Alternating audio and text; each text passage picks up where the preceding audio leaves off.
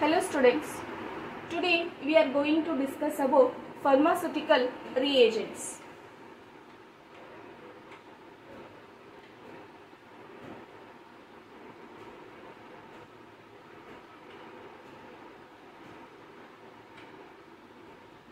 So normally we know that reagents or reagent is a substance or compound that is added to a system in order to bring about a chemical reaction, or sometimes it is also added to see if a reaction occurs.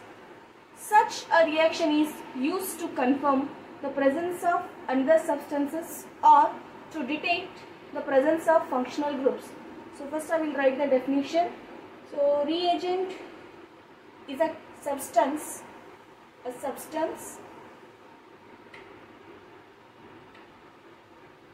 or chemical compound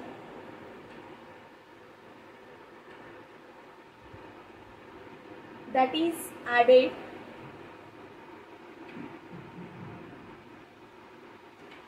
to a system in order to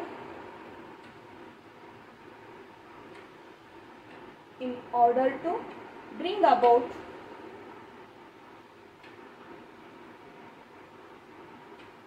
chemical reaction, or is added to see if reaction occurs,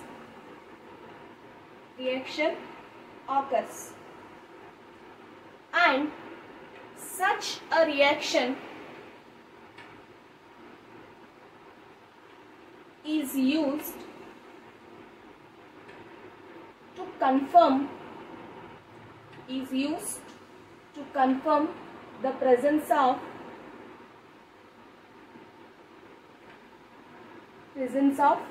another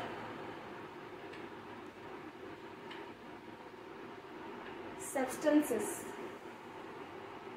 or to detect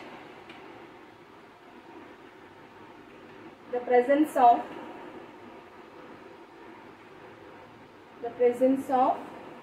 functional groups.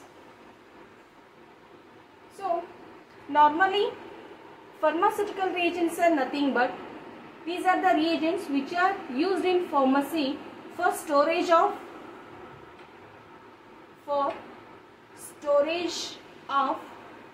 blood samples, and these are also used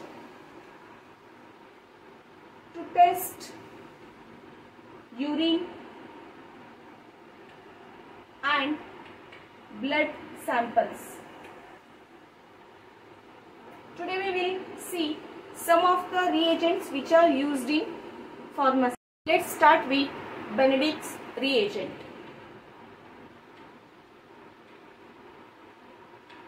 Benedict's reagent. So what is Benedict's reagent? It is a chemical reagent. It is a chemical reagent used in place of Fehling solution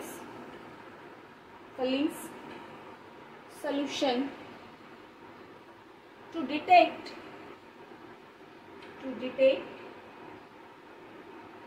the presence of reducing sugars. So that we know that reducing sugars are nothing but the sugars which are having free aldehyde and ketonic groups. Normally all the monosaccharides are known as reducing sugars, and some of the disaccharides are also considered as reducing sugars here. So how the Benedict's reagent confirms the presence of reducing sugars? So whenever we are going to add this Benedict reagent, which is normally having the blue color, when we have added this Benedict reagent into the analyte which is under investigation, the blue color will changes into brick red color with PPT. So normally the color which is changing from blue to brick red confirms the presence of reducing sugars. First we will see the preparation of Benedict's reagent.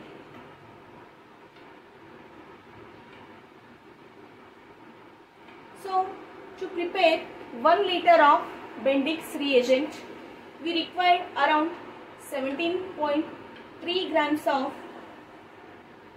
copper sulfate, pentahydrate, and 100 grams of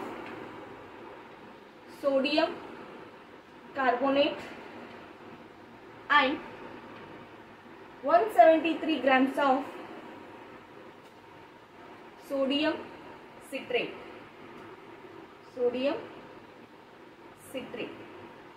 So all these compounds are dissolved in 1000 ml of distilled water to get the Benedict's reagent.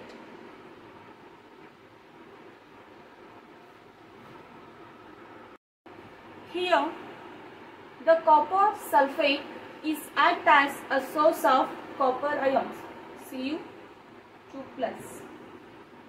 whereas 100 grams of sodium carbonate provides an alkaline medium, and sodium citrate forms complexes with the copper 2 ions, and distilled water is used as a solvent. Now let's see Benedict's test principle.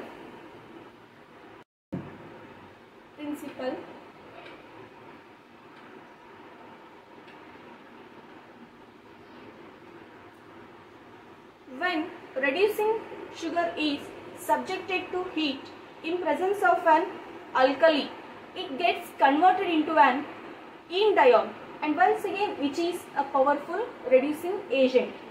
Therefore, when reducing sugars are present in the analyte, the cupric ions in Benedict's reagents are reduced to form the cuprous ions. These cuprous ions form copper oxide with the reaction mixture and precipitate out as a brick red colored compound. So the reducing sugars, so simply I am taking glyceraldehyde here. So this is our glyceraldehyde.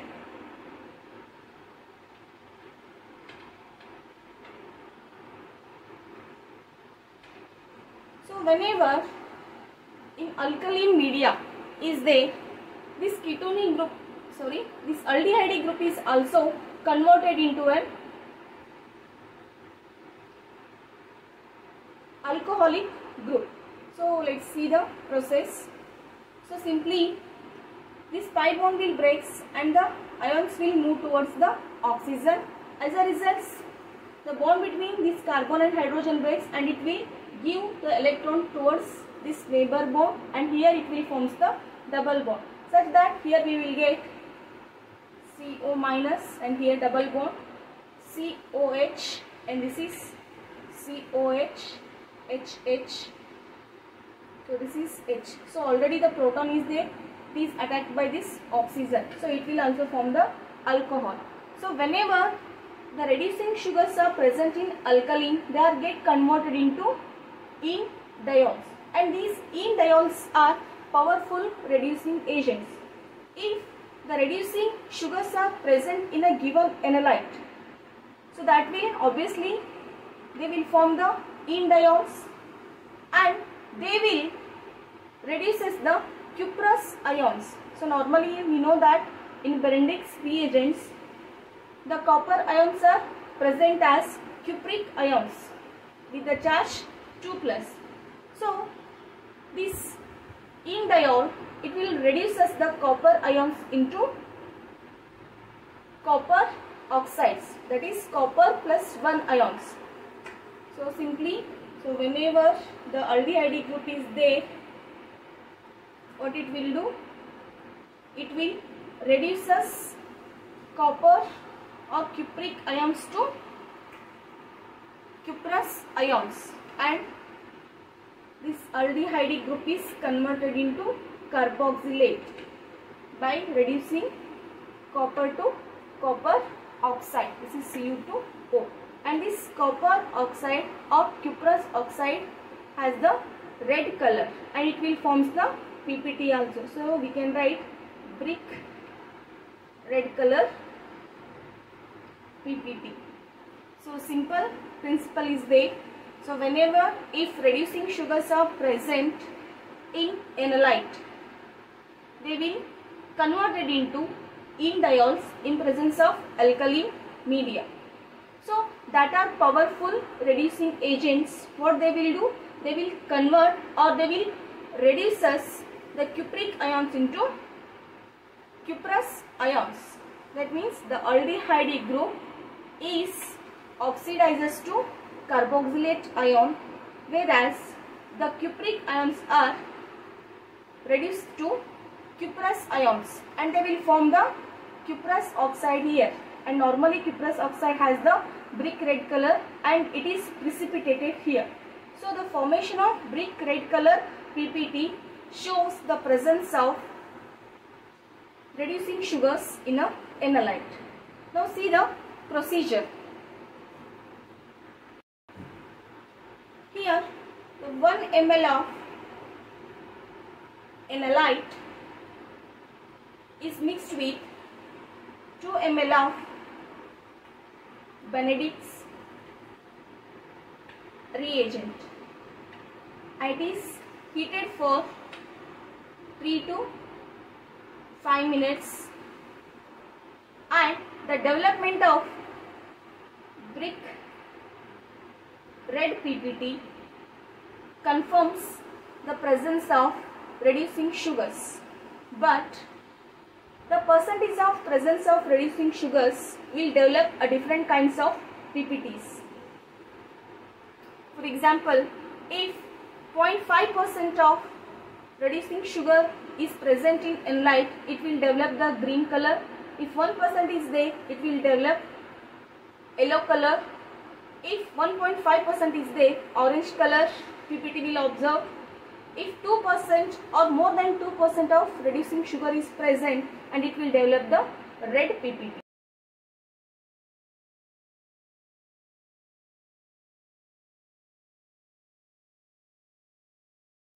And in next class, we will discuss about Barfoed's reagent and sodium citrate.